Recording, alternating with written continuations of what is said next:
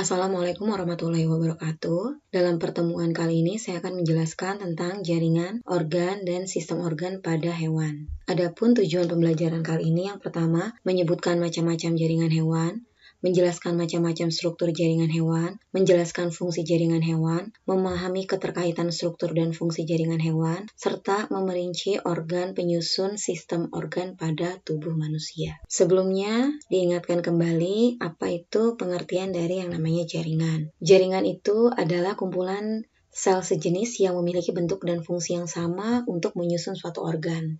Dalam satuan organisasi kehidupan, tingkatan yang terendah itu ada tingkat atom atau molekul, kemudian menuju ke tingkat sel, dari tingkat sel ke tingkat jaringan. Nah, jadi jaringan itu kumpulan dari sel-sel.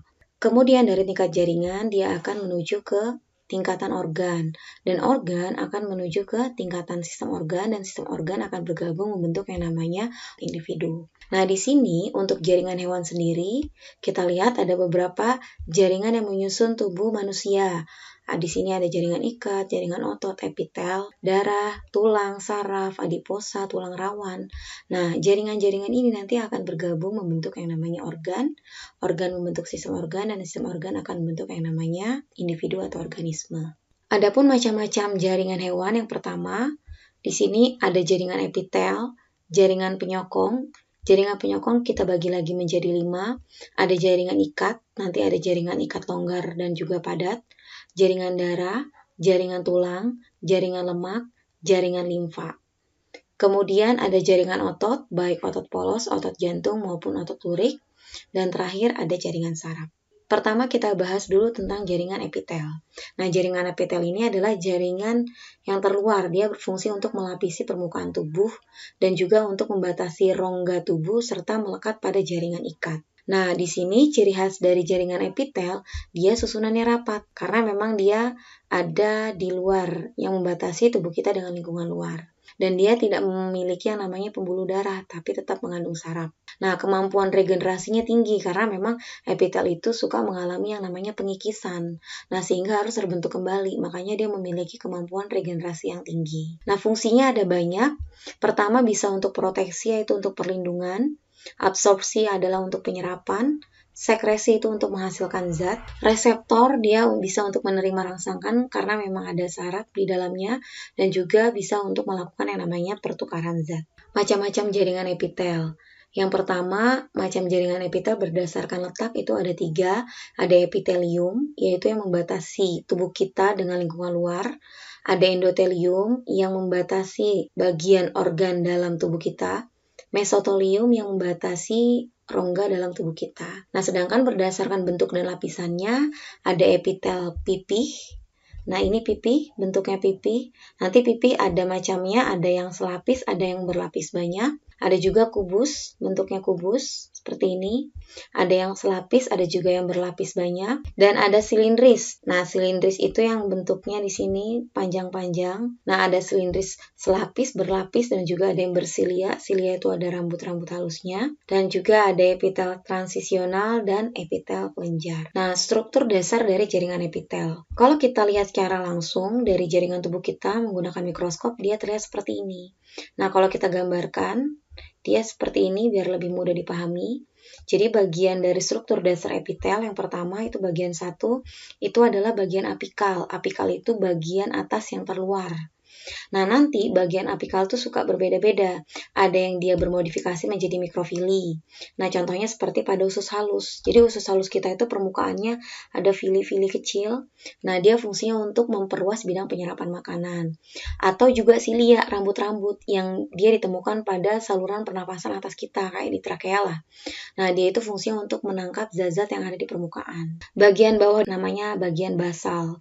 Nah, itu nanti dia yang melekat dengan jaringan ikat. Kemudian ada lamina basalis, bagian dari membran dasar yang letaknya setelah jaringan epitel.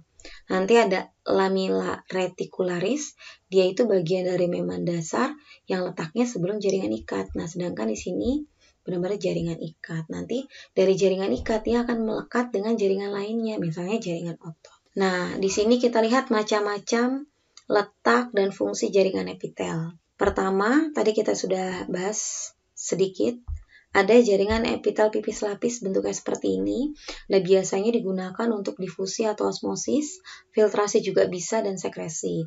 Jadi difusi osmosis itu untuk pertukaran zat, sedangkan kalau sekresi itu bisa menghasilkan yang namanya zat. Nah, contohnya bisa di dalam pembuluh kapiler darah, kemudian epitel alveolus pada paru-paru kita, dan juga glomerulus di nefron ginjal. Kemudian yang kedua ada epitel berlapis banyak. Jadi dia epitel pipi lapisannya banyak, biasanya lebih utama untuk proteksi atau perlindungan. Contohnya pada epitel kulit kita, bagian dalam rongga mulut, esofagus, vagina, telapak kaki. Nah, bagian-bagian tersebut mudah mengalami gesekan sehingga nanti bisa mengalami penipisan. Kemudian yang ketiga ada epitel kubus lapis. Nah, ini bentuknya kubus lapis.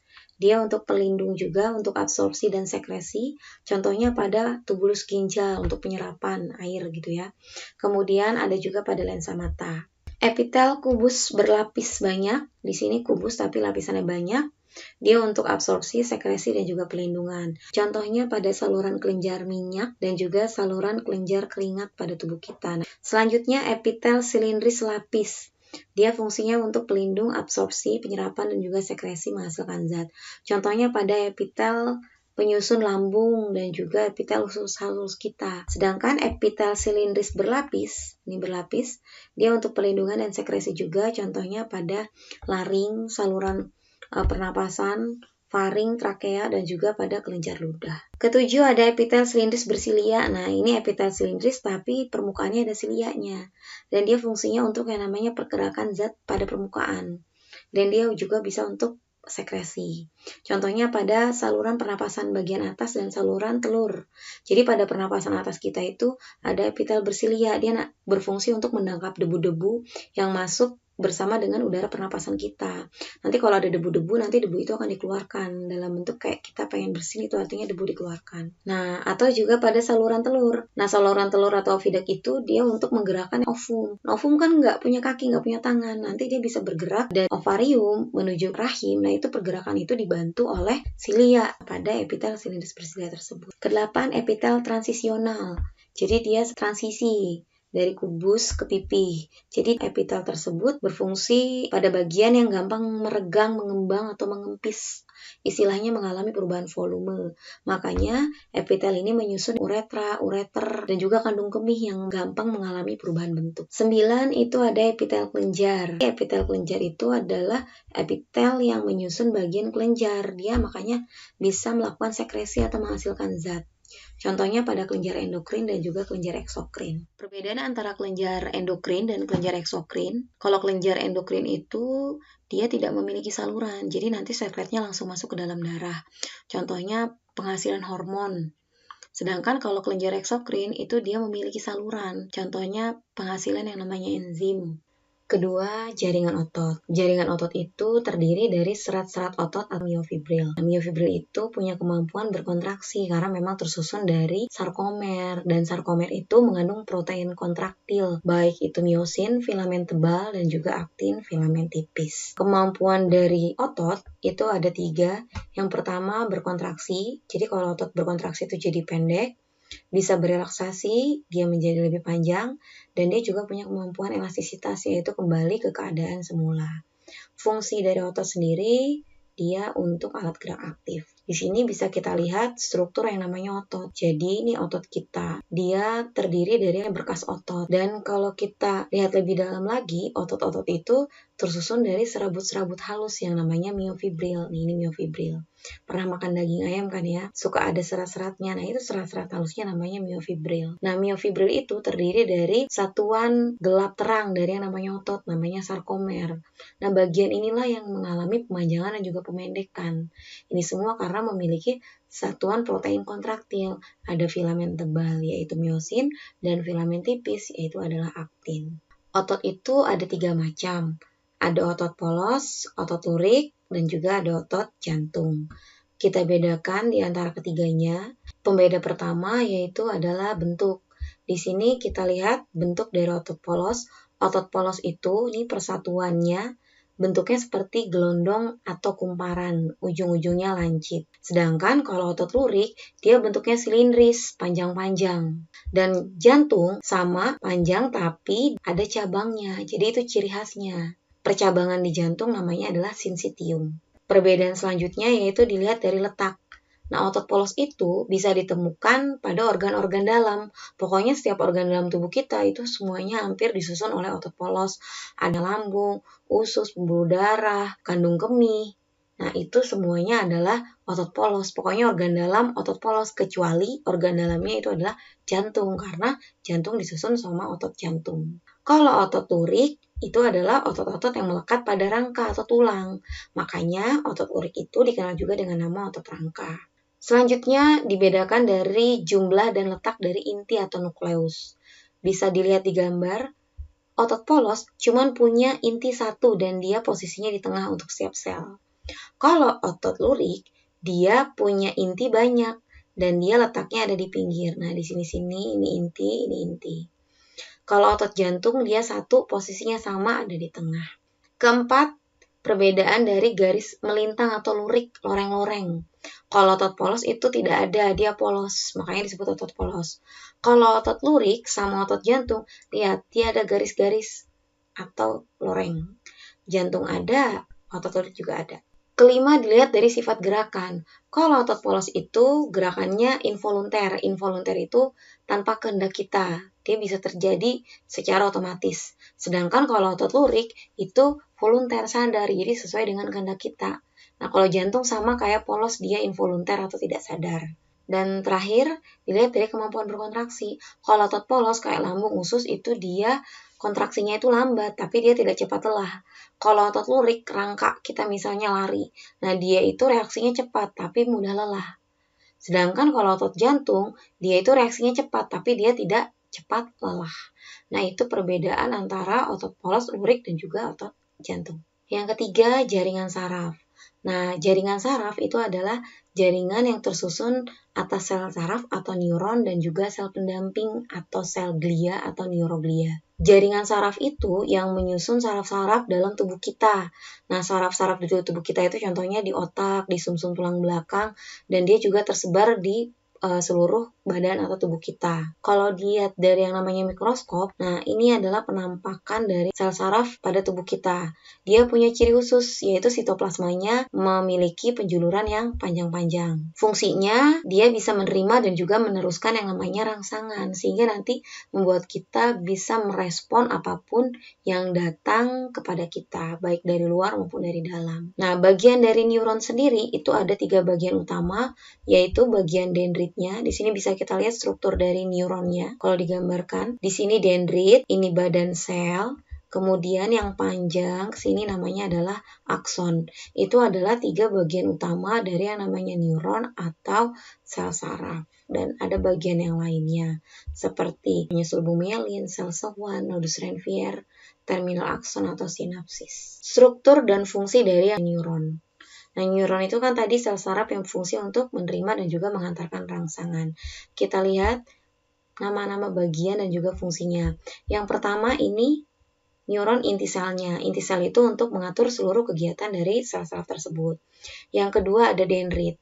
Nah, dendrit itu berfungsi untuk menerima rangsangan dari yang namanya reseptor. Reseptor itu biasanya berupa alat indera. Menuju kemana? Menuju ke badan sel. Jadi dia meneruskan dari reseptor menuju ke badan sel. Dia intinya menerima rangsangan. Bisa juga dilihat di sini. Ini adalah jalannya rangsangan. Yang ketiga ada badan sel. Kalau badan sel itu adalah penerima impuls atau rangsangan dari dendrit. Nanti dia melanjutkan menuju ke akson. Selanjutnya adalah akson. Akson itu untuk menghantarkan rangsangan dari badan sel menuju ke neuron lainnya atau ke organ efektor seperti otot maupun kelenjar. Yang kelima ada sulbumielin. Sulbumielin itu fungsinya untuk melindungi akson dari kerusakan. 6 itu sel sewan. Sel sewan itu yang akan membentuk sulbumielin. Dia fungsinya untuk menyediakan makanan dan membantu regenerasi dari akson. Ketujuh ada nodus Ranvier. Nah, nodus Ranvier itu yang sebelah sini, dia adalah bagian akson yang tidak bermielin. Nah, dengan adanya nodus Ranvier ini, transmisi dari impuls saraf akan menjadi lebih cepat karena impuls saraf itu dia seperti lucutan listrik yang meloncat dari satu nodus Ranvier ke nodus Ranvier lainnya. Jadi nanti bisa lebih cepat. Nah, terakhir ada sinapsis atau tadi ujung terminal akson. Nah, sinapsis itu adalah penghubung antara ujung akson dengan dendrit lainnya. Jadi nanti si neuron itu akan berhubungan dengan neuron yang lainnya. Nah, gap atau hubungan tersebut itu namanya adalah sinapsis. Selanjutnya macam-macam neuron. Berdasarkan fungsinya, neuron dibagi menjadi 3. Ada neuron sensorik, motorik, dan juga interneuron atau konektor. Kalau neuron sensorik itu adalah neuron atau sel saraf yang mengantarkan rangsangan dari reseptor atau alat indera menuju ke saraf pusat. Saraf pusat itu bisa otak, bisa juga sumsum tulang belakang. Kalau neuron motorik itu adalah neuron atau sel saraf yang menghantarkan rangsangan dari saraf pusat menuju ke organ efektor, bisa berupa otot, bisa juga kelenjar. Sedangkan kalau interneuron itu adalah neuron penghubung atau konektor dari sensorik menuju ke motorik. Di sini bisa kita lihat ini untuk neuron sensorik, badan selnya sebelah sini. Ini neuron konektor atau interneuron. Dia memiliki akson dan juga dendrit yang tidak terlalu panjang dibandingkan dengan sensorik. Sedangkan kalau neuron motorik, dia memiliki akson yang lebih panjang dibandingkan dengan dendritnya. Kemudian macam neuron berdasarkan bentuk. Di sini ada 3, ada neuron unipolar, bipolar, sama multipolar. Kalau unipolar berarti dia keluarnya penjuluran sitoplasma hanya dari satu bagian atau satu kutub saja sebelah sini, makanya unipolar. Kalau bipolar berarti dari 2 kutub di sini, dari 2 titik ini. Dan kalau multipolar dia keluar dari berbagai titik. Tadi bagian dari yang namanya jaringan saraf itu disusun sama neuron dan juga neuroglia. Nah, neuroglia sendiri itu adalah sel yang menunjang kebutuhan sel saraf, seperti yang mempertahankan kedudukannya, menyediakan nutrisi dan juga oksigen. Ada macam-macam glia. Yang pertama, dia adalah sel satelit yang berperan sebagai regulator zat kimia. Ada sel sehuan, pelindung akson dan membentuk selubung mielin. Sel ependimal yang melapisi sistem saraf pusat dan pengisi cairan cerebrospinal, mikroglia yang bersifat fagositosis, astrosit menyokong sel saraf tersebut, dan oligodendrosit yang menyokong sel saraf.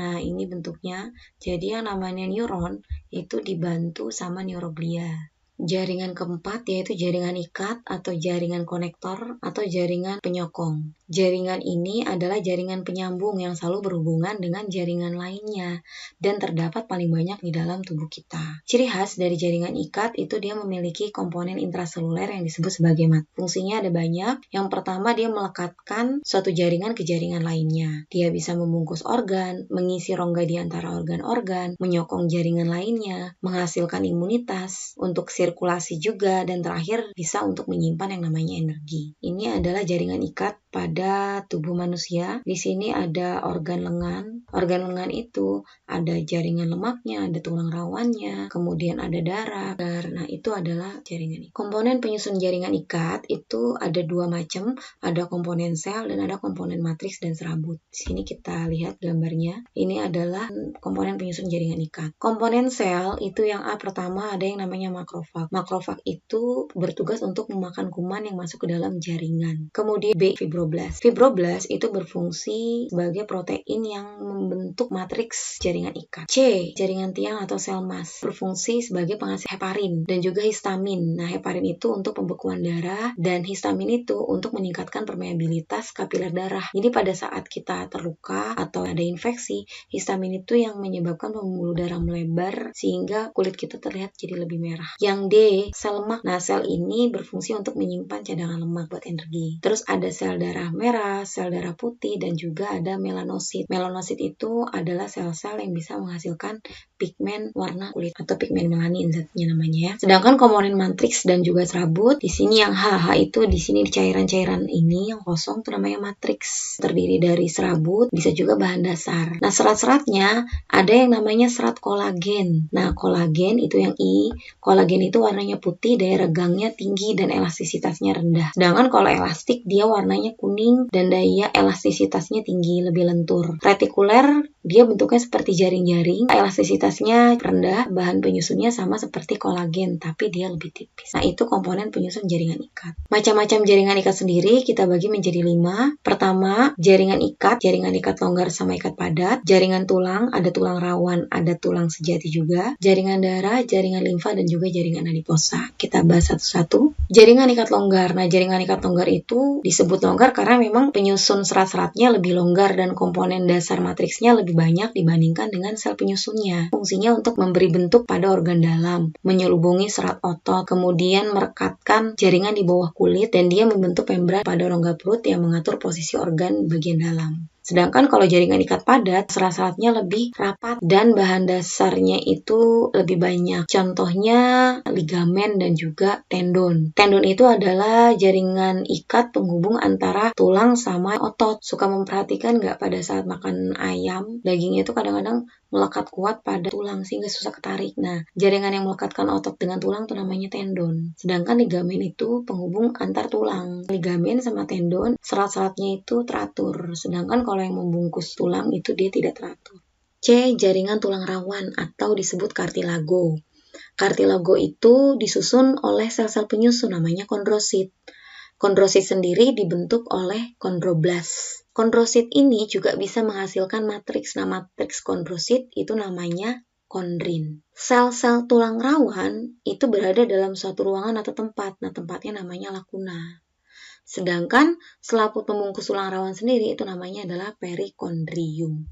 Nah, ini kalau kita mengamati jaringan tulang di bawah mikroskop. Cairan-cairannya namanya matriks. Ini adalah lakuna, tempat sel tulangnya di sini nih sel tulang kondrosit, dan pembungkus tulang itu namanya adalah perikondrium. Tulang rawan itu ada 3 macam, ada tulang rawan hialin, elastis, dan juga fibrosa. Itu dibedakan pertama berdasarkan strukturnya. Kalau yang namanya hialin, kalau dari segi warna, dia warnanya putih agak kebiruan, jadi agak transparan. Kalau elastin agak kekuningan. Dan fibrosa itu warnanya gelap keruh. Hialin, dia lebih elastis.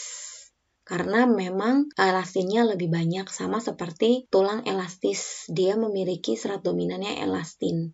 Berbeda dengan jaringan fibrosa.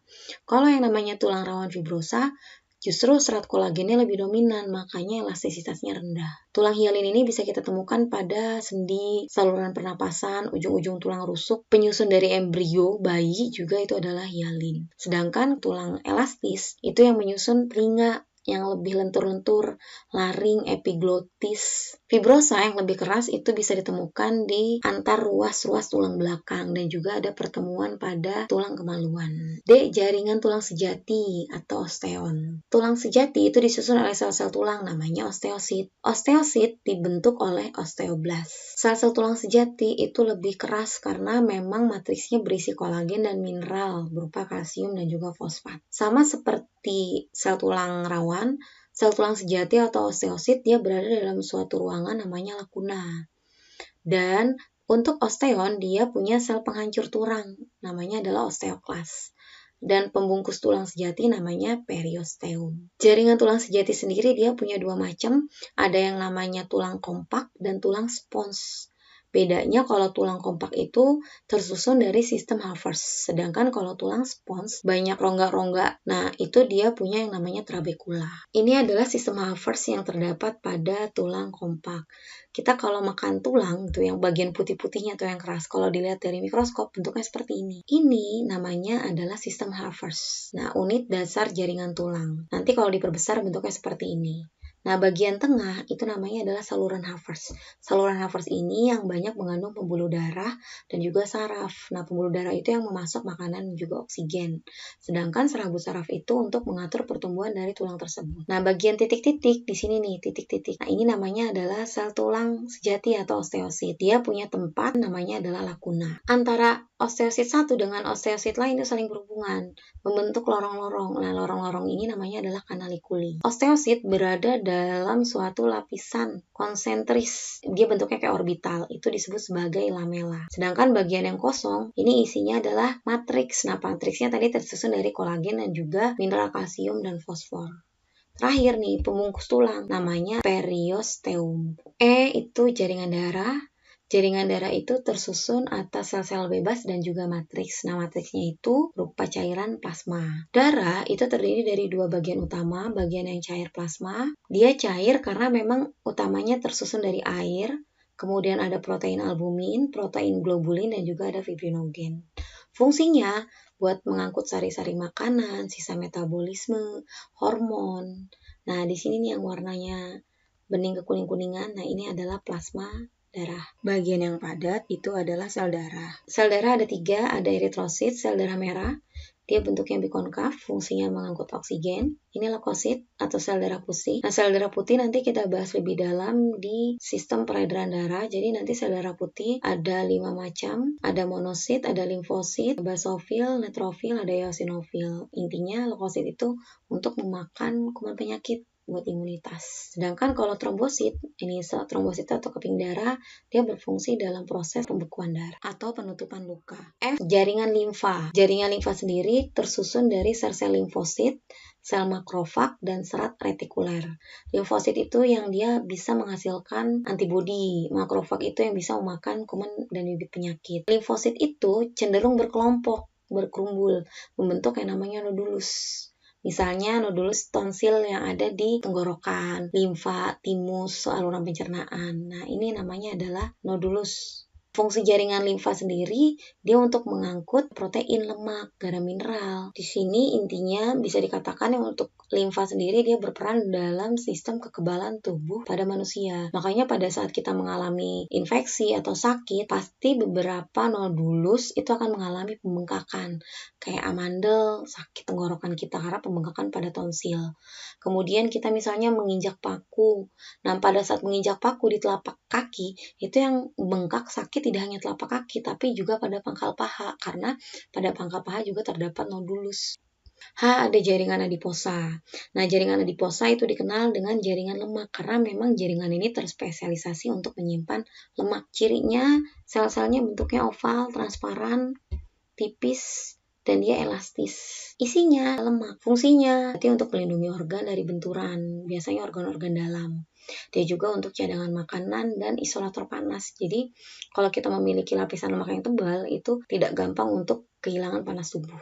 Makanya tidak aneh kalau orang memiliki lapisan lemak tebal seperti mengalami kegemukan, itu akan mudah berkeringat dibandingkan orang yang kurus atau yang lemaknya tipis. Nah, biasanya jaringan lemak itu lebih banyak ditemukan di organ-organ dalam dan juga di bagian bawah kulit. Biasanya kalau wanita penumpukan jaringan lemak di bagian perut, kalau pria biasanya penumpukannya di bagian dada. Setelah jaringan baru kita ke organ. Jadi organ itu adalah kumpulan berbagai jenis jaringan yang terorganisasi dalam fungsi tertentu. Ini adalah organ lambung, dan organ lambung itu terdiri dari berbagai macam jaringan. Ada jaringan epitel, ada jaringan ikat, kemudian ada jaringan otot, ada juga jaringan saraf. Nah, jaringan-jaringan tersebut bergabung untuk mendukung suatu fungsi organ tertentu. Nah, di sini organnya adalah lambung. Nah, organ-organ sendiri pada tubuh makhluk hidup, khususnya hewan dan manusia, dia berdasarkan letaknya bisa dibagi 2, ada organ dalam, ada organ luar. Kalau organ dalam berarti letaknya di dalam. Contohnya lambung, pankreas, ginjal, otak, paru-paru. Sedangkan kalau organ luar itu yang terlihat dari luar. Ada kulit, mata, bibir, hidung, telinga. Nah, itu adalah organ hewan. Organ nanti akan bergabung membentuk yang namanya sistem organ. Nah, jadi di sini pengertiannya, sistem organ adalah gabungan berbagai organ yang bekerja sama melakukan tujuan yang sama. Sistem organ sendiri pada tubuh manusia di sini ada 10. Ada sistem gerak, ini sistem gerak manusia, penyusunnya otot, ada juga tulang. Sistem sirkulasi untuk mengedarkan makanan, oksigen, hormon, disusun oleh jantung, pembuluh darah, darah. Sistem pencernaan manusia berfungsi untuk menyediakan nutrisi buat kebutuhan energi. Di sini ada mulut, esofagus, lambung, usus halus, usus besar. Sistem pernapasan. Nah, sistem pernapasan itu adalah proses penghasilan energi dengan cara memecah makanan yang kita makan. Di sini organ-organnya mulai dari hidung, trakea, bronkus, bronkiolus, dan alveolus tempat terjadinya pertukaran. Selanjutnya sistem ekskresi. Ekskresi itu adalah sistem untuk mengeluarkan zat-zat sisa-sisa metabolisme yang dia bersifat racun. Kalau tidak dikeluarkan, tubuh kita bisa mengalami keracunan. Nah, alat ekskresi pada manusia manusia, ada ginjal, kulit, paru-paru, dan juga hati. Kemudian sistem saraf berfungsi untuk mengatur bagaimana cara kita untuk memberikan respon terhadap semua rangsangan yang masuk ke dalam tubuh kita. Nah, itu juga mengatur homeostatis supaya tubuh kita itu tetap berjalan sebagaimana mestinya. Disusun oleh saraf pusat, otak, sumsum tulang belakang, ada juga saraf tepi. Kemudian sistem hormon. Sistem hormon berfungsi untuk mengatur seluruh kegiatan yang ada di dalam tubuh kita bersama dengan sistem saraf. Organ-organ yang terlibat itu berupa kelenjar endokrin seperti hipofisis, kelenjar timus, ovarium, testis, dan lain-lain. Kemudian ada sistem indera. Indera sendiri berperan sebagai reseptor atau penerima rangsangan dari luar tubuh kita. Ada alat-alatnya, mata, hidung, telinga, lidah, kulit, dan juga hidung. Sistem reproduksi adalah sistem yang mempelajari tentang cara perkembangbiakan makhluk hidup untuk mempertahankan keberlangsungan jenisnya. Alat-alat reproduksinya untuk yang wanita itu ada vagina, rahim, oviduct, ada juga ovarium. Sedangkan untuk alat reproduksi laki-laki ada testis, epididymis, vas deferens, sama yang namanya uretra. Sedangkan sistem imun adalah sistem yang mempelajari tentang kekebalan tubuh. Alat-alatnya seperti sel darah putih, ada limfosit, monosit, neutrofil, basofil, dan juga eosinofil. Nah, itu adalah sistem organ yang bergabung membentuk organisme. Mungkin sekian yang bisa saya sampaikan. Mohon maaf apabila ada kesalahan. Akhir kata, saya ucapkan terima kasih. Assalamualaikum warahmatullahi wabarakatuh.